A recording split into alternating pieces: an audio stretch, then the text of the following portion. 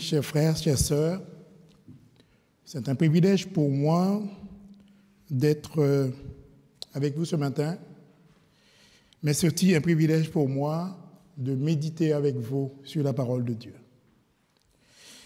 Lorsque mon nom a été lu par la commission de nomination, quelqu'un est venu me voir et m'a dit « Agnan, après 20 ans d'exil, tu es de retour. » Et vous savez, je suis entré chez moi et je me suis dit, est-ce que peut-être cette personne a raison, qu'il y a 20 ans?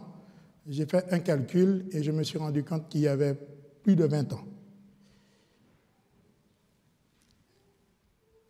Je dois vous dire que j'ai beaucoup réfléchi après avoir constaté qu'il y avait plus de 20 ans que je ne m'étais pas tenu sur cette chaire. Je me posais la question, est-ce que j'ai encore de l'énergie et qu'il me reste encore un peu, je dirais, de conviction pour parler de la parole de Dieu. Et ce matin, j'étais quand même content de voir qu'arrivé devant l'église, mon fils, avant de descendre de la voiture, m'a dit « Papa, je prie avec toi pour la mission que Dieu t'a confiée. » Et j'étais vraiment touché de cette prière qu'il a fait monter vers Dieu en ma faveur. Et je me suis dit « Mais en fait, pourquoi qu'il a eu le désir de prier avec moi ?» Je pense qu'il a peut-être ressenti la faiblesse que je ressens. Et je me suis dit « Dieu merci. Dieu merci. Dieu sera avec moi. Je serai fortifié par la puissance de Dieu. » Et je dis merci à mon fils. Et ce matin, j'ai choisi, chers amis, de méditer avec vous sur quelques versets qui se trouvent dans l'évangile de Marc, qui a été lu déjà par Cédric. L'évangile de Marc, qui est le plus court des 4 évangiles, mais qui rapporte presque tous les gestes et actes de Jésus. On y trouve peu de paraboles dans cet évangile, mais beaucoup de miracles. Il met en évidence le lien qui existe entre les paroles des prophètes et celles de Jésus. Et j'ai l'impression que Marc rapporte des épisodes de la vie de Jésus en lien avec l'Ancien Testament. 5 fois, le nom de Moïse est cité, 2 fois celui d'Ésaïe, et sont cités aussi celui d'Abraham, d'Isaac et de Jacob. Les grands hommes de l'Ancien Testament sont présents dans l'évangile de Marc. Et c'est vrai, en lisant son évangile, je constate qu'il fait ressortir la puissance du Christ.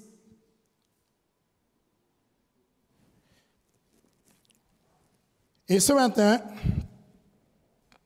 j'ai choisi de méditer avec vous sur le chapitre 14, qui a été lu, comme je disais tout à l'heure. C'est le plus long chapitre de l'évangile de Marc. Long de 72 versets. C'est le chapitre de la dernière semaine de Jésus avec ses disciples et ses apôtres. Chapitre du complot. Chapitre de la Pâque, appelé souvent paix sans levain. Chapitre de la scène et de l'arrestation de Jésus à Gethsémani.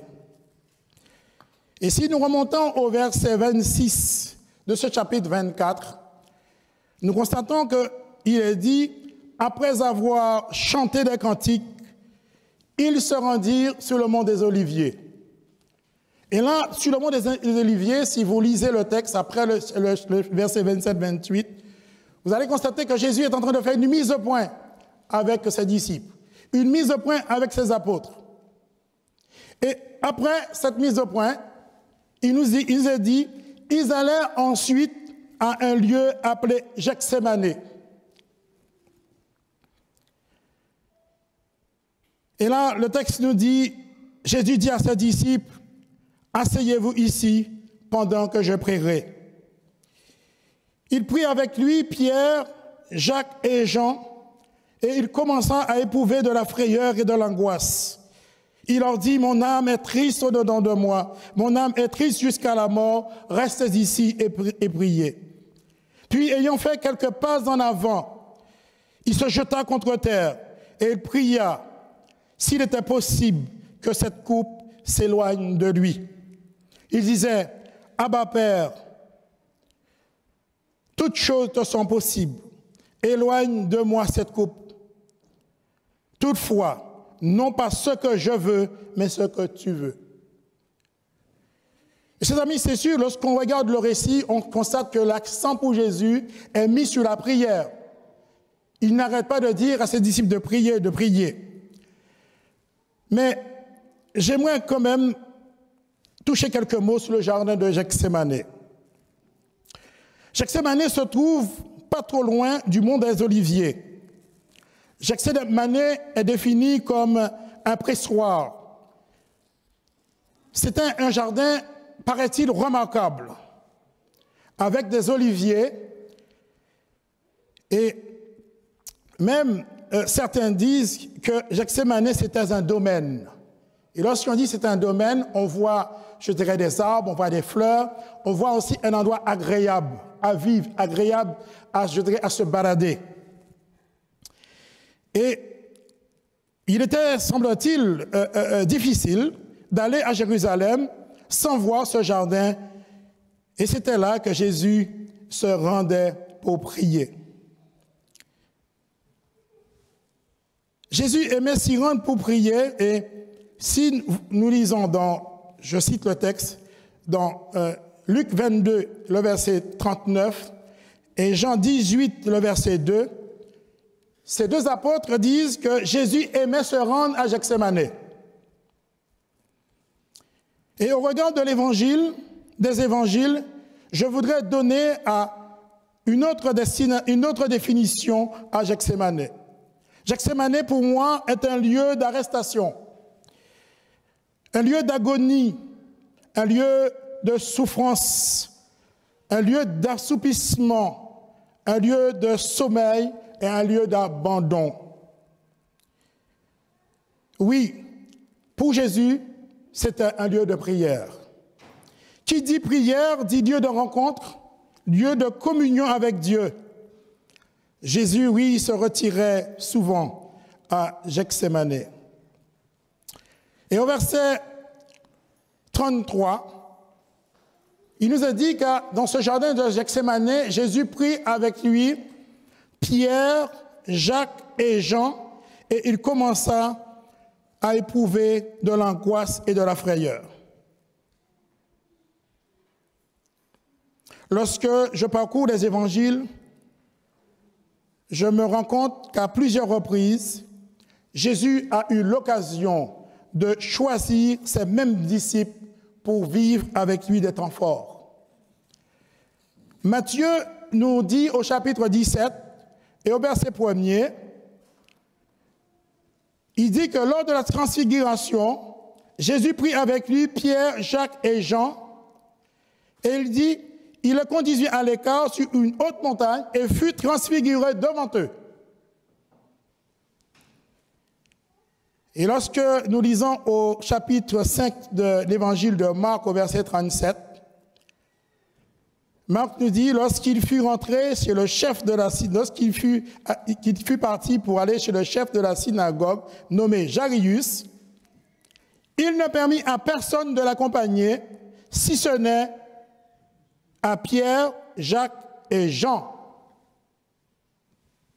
Et Luc nous dit qu'arrivé au chapitre 8 et au verset 51, nous dit qu'arrivé à la maison de Jairus, il ne permit à personne d'entrer avec lui, si ce n'est Pierre, Jacques et Jean, et au père et à la mère de la fille.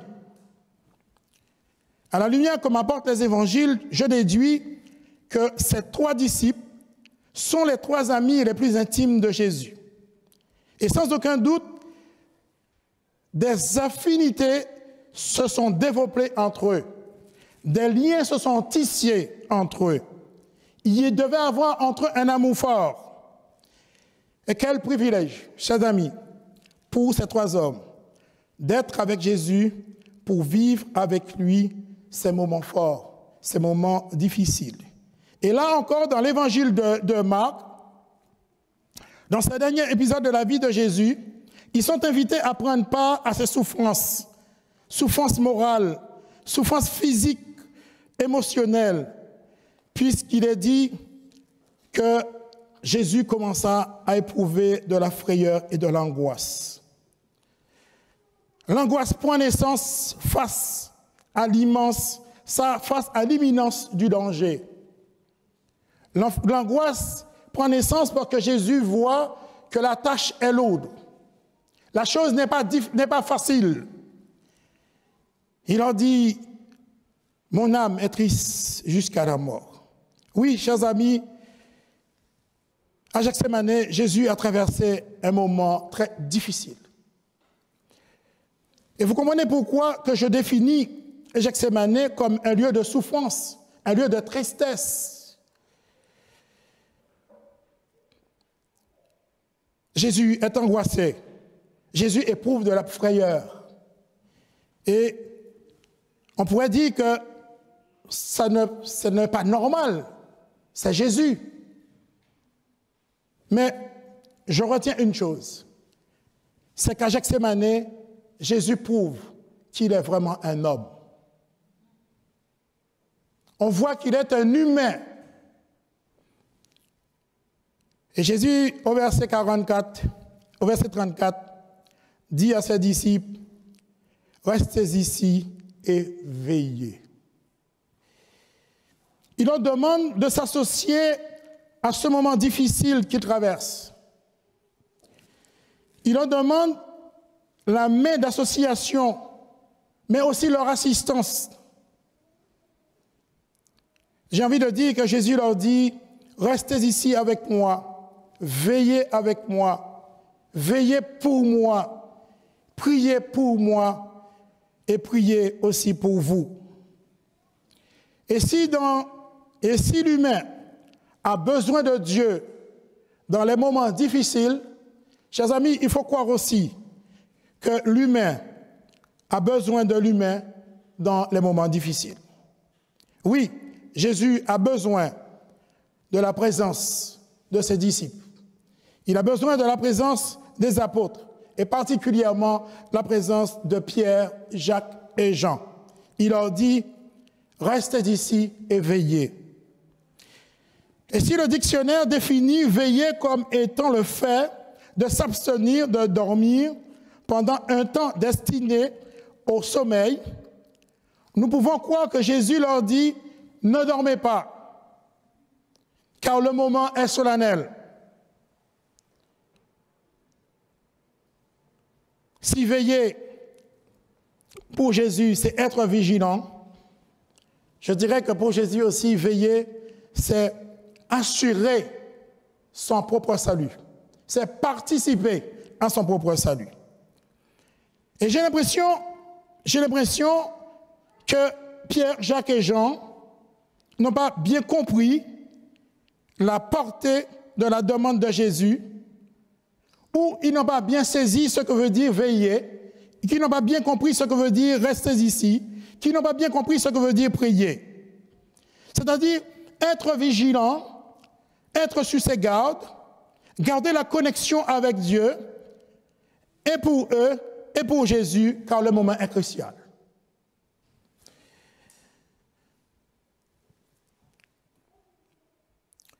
Jésus, hélas, est sur le point d'être livré par Judas.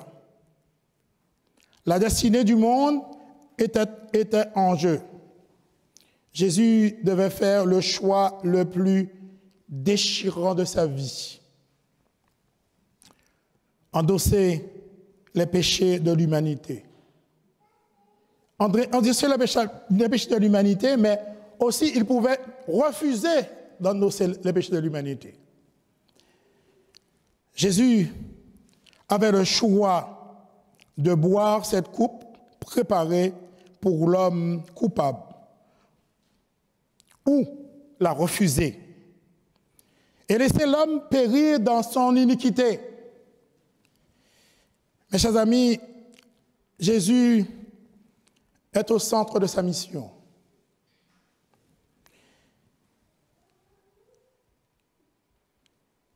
Si Jésus refuse de boire la coupe, si Jésus refusait cette heure, ce matin, certainement, nous ne serons pas là. Et je peux vous dire que la société ne serait pas en train de gérer le cas de COVID-19. Ce serait, je dirais, la débandade totale.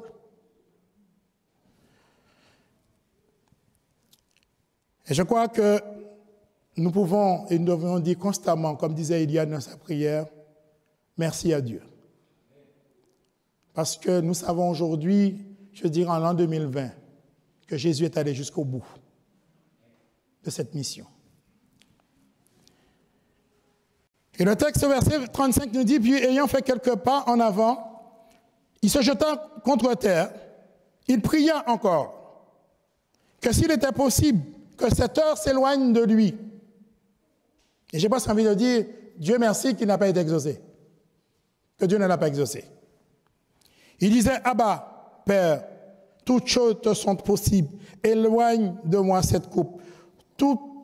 Toutefois, non pas ce que je veux, mais ce que tu veux. Je m'imagine ce qu'a pu vivre Jésus dans le jardin de Gethsémani. Je pense que personne sur cette terre n'a encore expérimenté ce que Jésus a pu vivre dans le jardin de Gethsémani. Si Jésus prie, c'est qu'il a besoin du soutien de Dieu.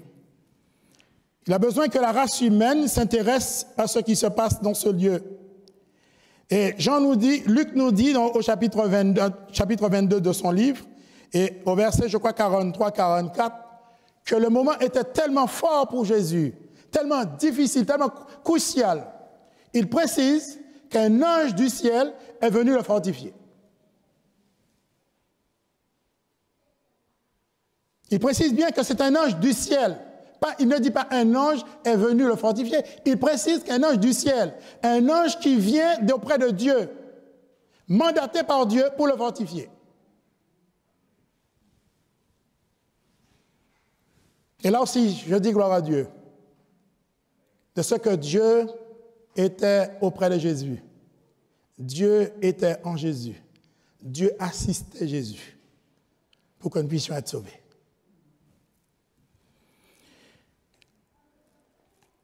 Et vous avez constaté comme moi que dans le texte, il est dit que Jésus dit « éloigne », demande à Dieu d'éloigner. Et j'aime bien l'expression, Jésus ne dit pas à Dieu « je suis prêt à faire demi-tour », mais il dit à Dieu « éloigne de moi ». Éloigne de moi, s'il est possible, cette coupe. Et il précise, il dit « toutefois, non pas ce que je veux, mais ce que tu veux ». Et Jésus fait apparaître une opposition entre sa volonté et la volonté de Dieu. On a l'impression qu'il y aurait une opposition entre la volonté de Jésus et la volonté de Dieu. Mes chers amis, au-delà de ces souffrances, le Christ est prêt à aller jusqu'au bout de son engagement, de sa mission, et de rester fidèle à la volonté de Dieu. Et quand Jésus dit non pas ce que je veux, je me pose la question, en fait, mais qu'est-ce que Jésus veut réellement? Quelle est la volonté de Jésus? Puisqu'il dit non pas ce que je veux, mais ce que tu veux. Et chers amis, je suis content d'avoir trouvé ce verset qui se trouve dans l'évangile de Jean au chapitre 17. Jésus dit, « Père, je veux que là où je suis, ce que tu m'as donné soit aussi avec moi. Afin qu'il voie ma gloire, la gloire que tu m'as donnée, parce que tu m'as aimé avant la fondation du monde. Et je n'ai aucun mal à vous dire ce matin. Ce qui préoccupe Jésus, c'est notre salut à Gethsémani. Ce qui préoccupe Dieu, c'est notre salut. Ce qui doit aussi, Seigneur, ses amis, nous préoccuper, c'est notre salut. Et si vous lisez bien la Bible, vous allez constater que depuis la Genèse jusqu'à l'Apocalypse, Dieu n'a pas arrêté de nous dire qu'il veut notre salut, qu'il veut nous récupérer, qu'il a tout mis en place pour nous sauver et qu'il est prêt à payer le prix pour cela. Il est prêt à payer ce qu'il a payé pour nous réconcilier avec lui. Et à Gethsémani, Jésus, je dirais, est dans le programme de la réconciliation de Dieu avec nous.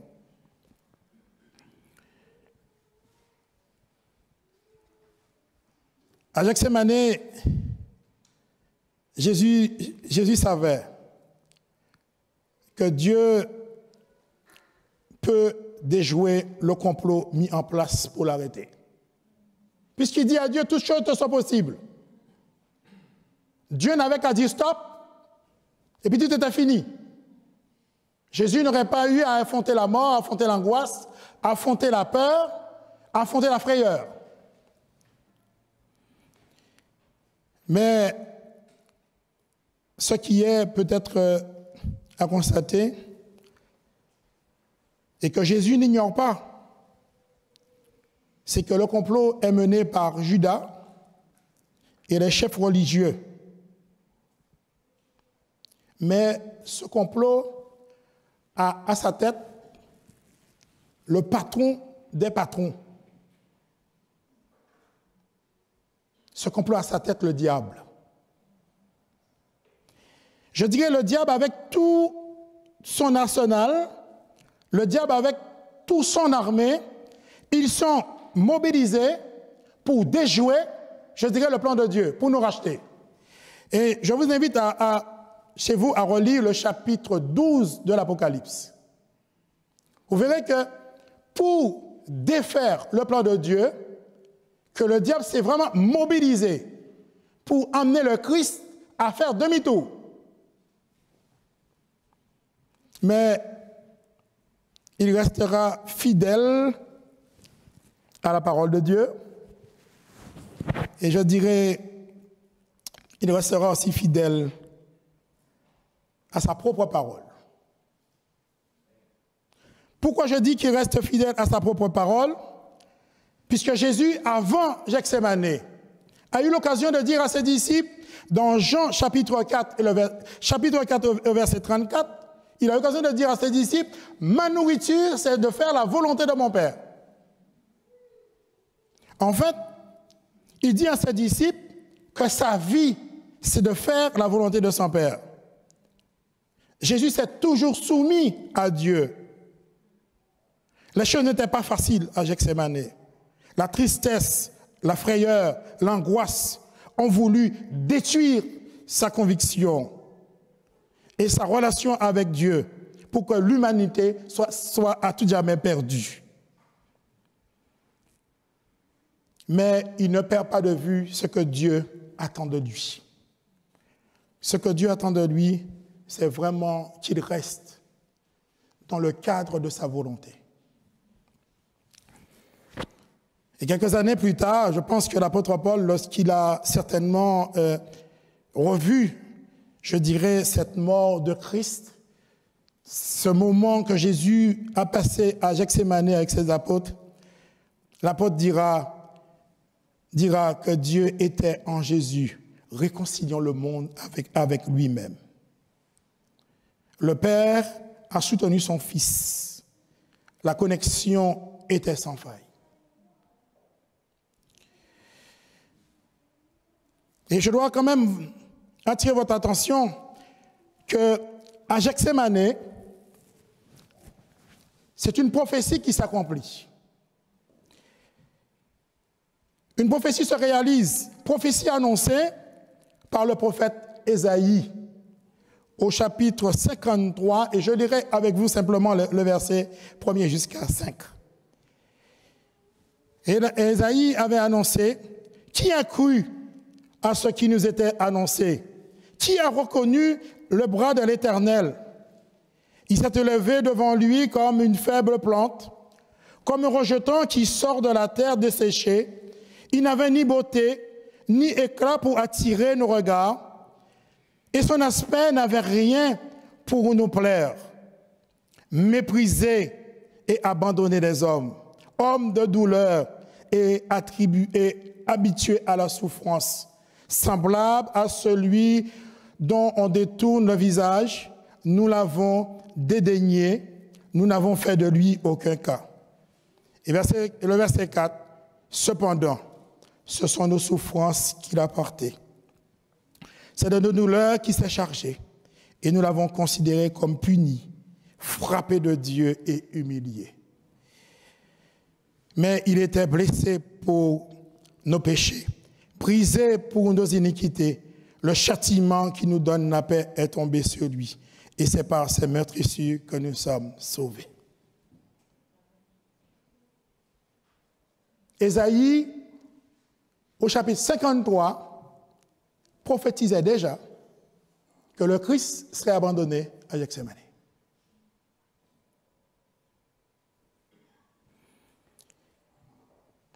Et chers amis, ce qui est à constater, c'est que pendant que cette prophétie se réalise, Marc nous dit au verset 37 de ce chapitre 14, que Jésus, après avoir passé un moment en prière, après être, je dirais, en prière, en connexion avec Dieu,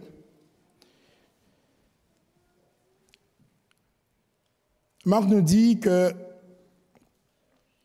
Jésus, qui s'était éloigné de quelques pas de ses apôtres, de ses disciples, il vint vers les disciples et le texte nous dit qu'il les trouva endormis. Pendant que la prophétie est en train de se réaliser, Pierre, Jacques et Jean se sont endormis.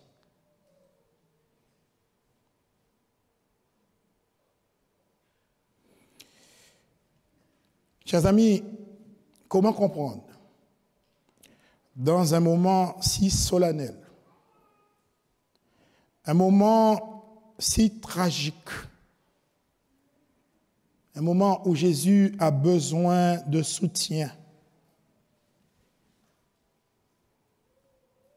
qui se trouve avec les disciples à qui il a demandé de rester et de veiller, de rester et de prier, seulement 1 heure, il les trouve endormis.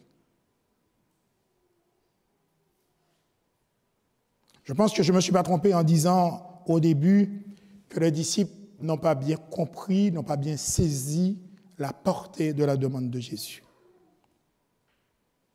Dans de telles circonstances, je me dis, dans de telles circonstances, il devrait être déterminé à veiller, déterminé à prier, et peut-être prier à tour de rôle pour soutenir Jésus dans ce moment d'angoisse et de frayeur. Et même si le sommeil frappait à leur porte, le repousser par des moments, je dirais, de louange, puisqu'il est dit au verset 26 du chapitre qu'ils ont chanté des cantiques. Ils auraient pu continuer à chanter des cantiques. Ou encore, faire des moments de danse, crier à Dieu pour rester éveillé.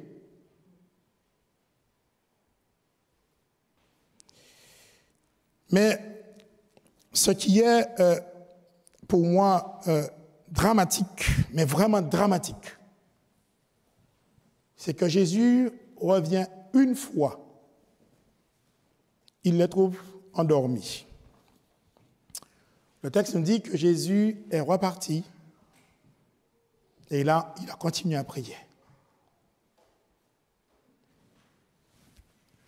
Il revient une deuxième fois.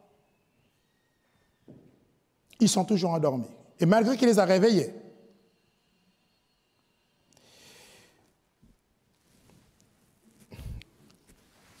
Et c'est quand même bien de constater que le texte dit « il revint ». Et à la troisième fois, il est dit « il revient une troisième fois ». Il n'est pas dit qu'il revient une première fois, ni une deuxième fois, mais à la troisième fois, il est dit il revient une troisième fois. Il les trouve endormis.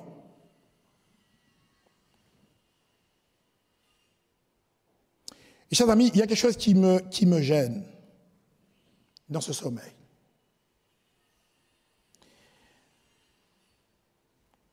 Je me dis que tous les disciples auraient pu s'endormir. Mais pour moi, jamais Pierre aurait dû s'endormir.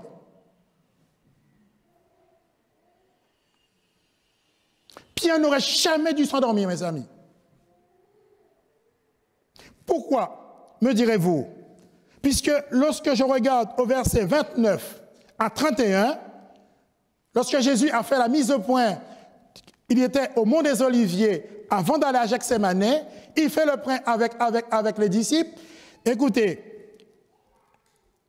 Pierre dit à Jésus, Jésus est en train de leur dire qu'en fait vous serez scandalisés. Je m'en vais, mais en fait ça sera Dieu pour vous. Je m'en vais, mais accrochez-vous. Et à cause de moi, vous aurez des problèmes. Qu'est-ce que Pierre dit? Pierre dit, quand tous seraient scandalisés, je ne serai pas scandalisé.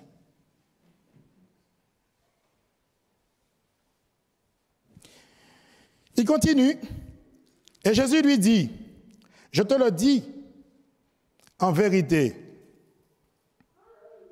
toi, aujourd'hui, cette nuit même, avant que le coq chante 2 fois,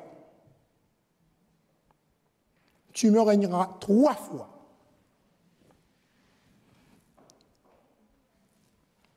Et voyez la suite du verset. Qu'est-ce qu'il est dit? Mais Pierre reprit plus fortement, quand il me faudrait mourir avec toi, je ne te renierai pas. Et il entraîne les autres à dire la même chose que lui. Le texte dit, et tous dirent la même chose.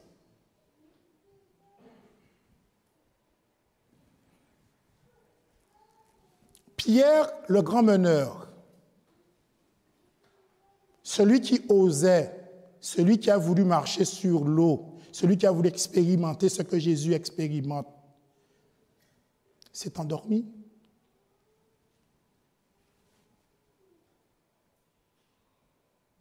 Je trouve ça pour moi, je vous dis franchement, pour moi c'est inadmissible. Pierre aurait pu rester et dire à Jean, dire à Jacques, il nous faut rester éveillés. Ou encore leur dire, mais en fait, ce qui s'accomplit là, c'est la prophétie d'Ésaïe, c'est de ça qu'il nous parlait. Leur dit, mais en fait, nous ne sommes pas là, nous, pour accomplir la prophétie. Nous sommes là pour voir la prophétie s'accomplir. Non, chers amis. Ésaïe dit que Jésus a été abandonné. Et Pierre, Jacques et Jean, loin de rester debout et de voir que la prophétie s'accomplit et de dire à Dieu, ta parole est vraie, ta parole est véritable. Ils se sont endormis.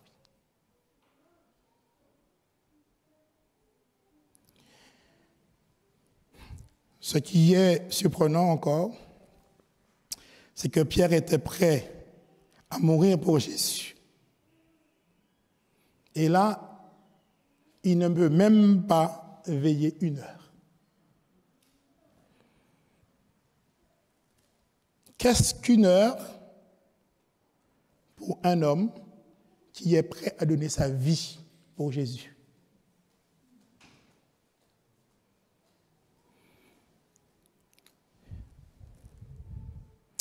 Et juste rapidement, je vais vous faire constater une chose, c'est que lorsque Jésus vient pour les réveiller, Jésus ne l'appelle pas Pierre, Jésus lui dit « Simon, tu dors ».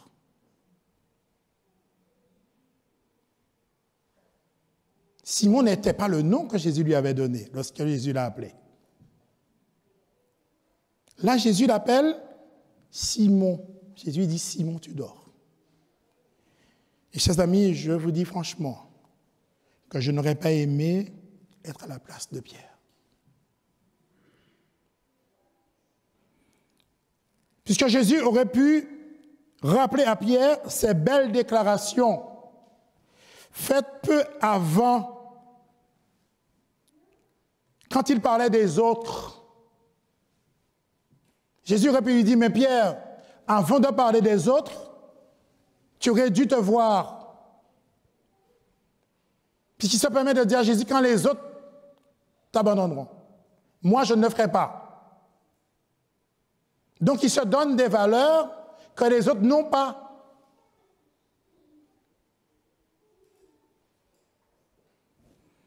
Et Jésus lui dit, Simon, tu dors, et ses amis, je n'étais pas là.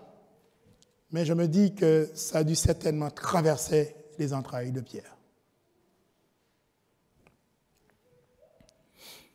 Et j'essaie, quelque part, de trouver dans cette situation la différence qu'il y a entre Judas, qui livre à Jésus, et ses 3 disciples. Je ne vois pas de différence. Judas l'abandonne et le livre, et les 3 disciples l'abandonnent par le sommeil au moment où il doit être livré, au moment où il en a vraiment besoin. Donc je suis à l'aise pour dire qu'à Gethsémani, humainement, Jésus est seul. Seul pour une cause, je dirais, qui n'est pas la sienne. Mais, chers amis, si Jésus n'a pas eu l'assistance de la race humaine qu'il est en train de sauver, nous pouvons dire gloire soit rendue à Dieu. Lorsqu'il a dit « L'esprit est bien disposé, que la chair est faible », gloire soit rendue à Dieu que la chair ne l'a pas remporté sur l'esprit du Christ. Il ira jusqu'au bout. Il acceptera, malgré le sommeil des 3 disciples, il acceptera d'aller jusqu'au bout. Jésus, par l'amour qu'il a pour nous, et par l'amour qu'il sait que Dieu a pour nous, ira jusqu'au bout de la mission. Et chers amis, lorsque je regarde encore cet épisode de la vie de Jésus et que je regarde les disciples, je me dis qu'il y a certainement un danger qui nous menace.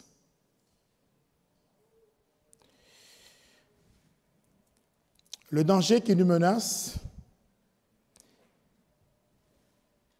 c'est de tomber dans la tentation, je dirais, dans toutes ses formes.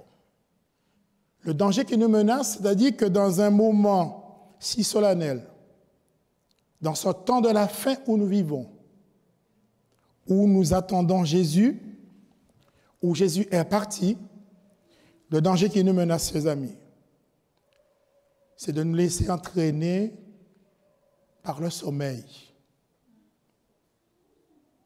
dans ce temps de la fin. Tout ce qui est autour de nous aujourd'hui n'emmène que tentation. Et quand je dis tentation, je dis lâcher prise. On est tenté de ne pas venir à l'église. On est tenté de tout ce que vous voulez. Et en face de tout ça, Jésus nous dit priez. Non pas que vous ne soyez pas tentés, mais vous ne tombez pas dans la tentation. Priez que la tentation ne puisse pas nous atteindre. Parce que le problème, c'est que lorsque nous sommes, je dirais, dans la tentation, nous sommes, j'ai presque envie de dire ballottés. Nous sommes en phase de choix. Et quelquefois, tout ce qui est autour de nous ne nous donne que l'envie d'abandonner. Ce matin, chers amis, Pierre, Jacques et Jean ne sont plus là. Il y a plus de 2000 ans qu'ils se sont endormis. Mais sans l'ombre d'aucun doute, Pierre, Jacques et Jean se sont largement rattrapés. Je pense qu'ils ont eu une vraie crise de conscience après l'expérience de Gethsémani, après l'expérience de la mort du Christ. Qu'ils ont revu leur copie, qu'ils ont revu leur partition. Et ils se sont dit que, certainement, ils se sont dit à Gethsémani, nous étions à côté de la plaque. Il nous faut revenir à la réalité. Revenir à ce que Dieu attend de nous. Et lorsque vous lisez le livre des Actes des Apôtres, Pierre, Jacques et Jean, je dirais, sont des acteurs, je dirais, actifs.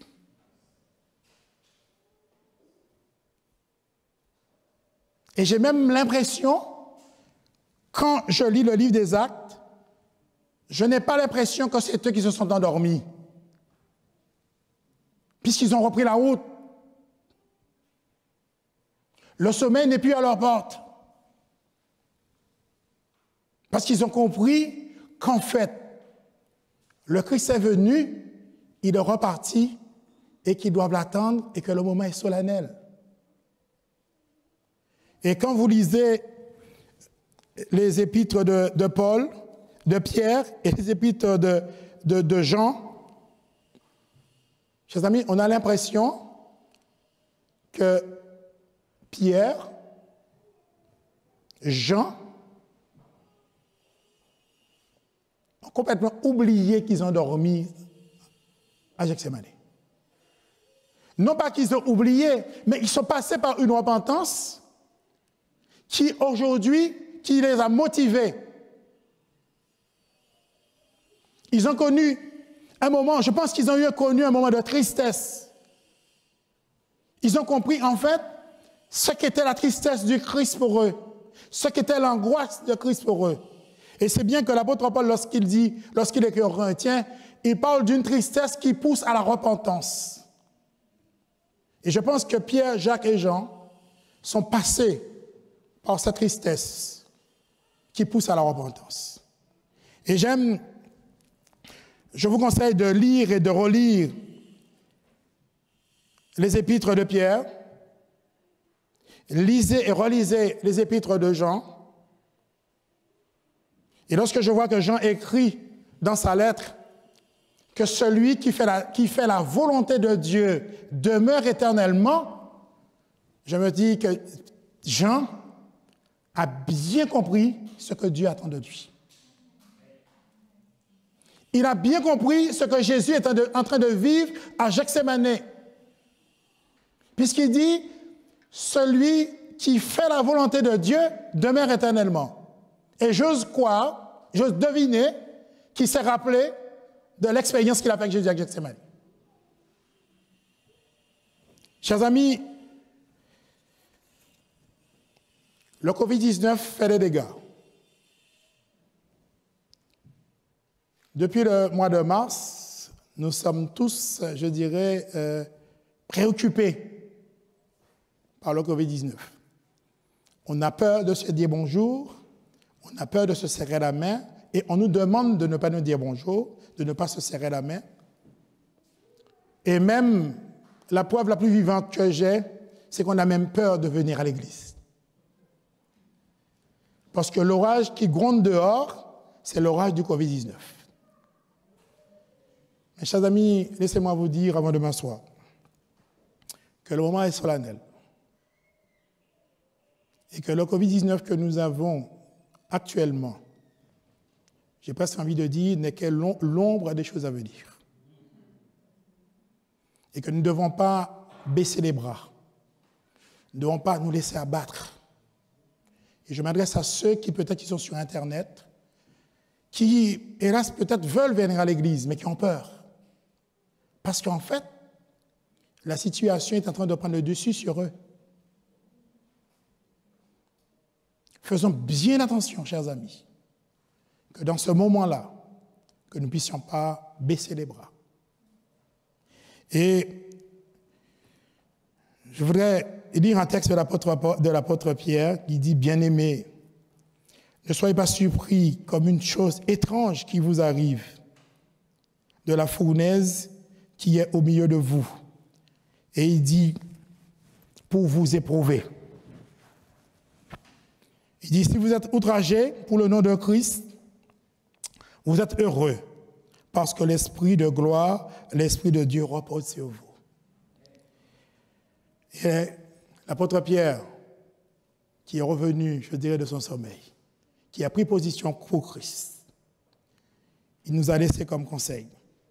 Il dit, mais croissez dans la grâce, dans la connaissance de notre Seigneur Jésus-Christ. À lui soit la gloire, maintenant et pour l'éternité. Amen.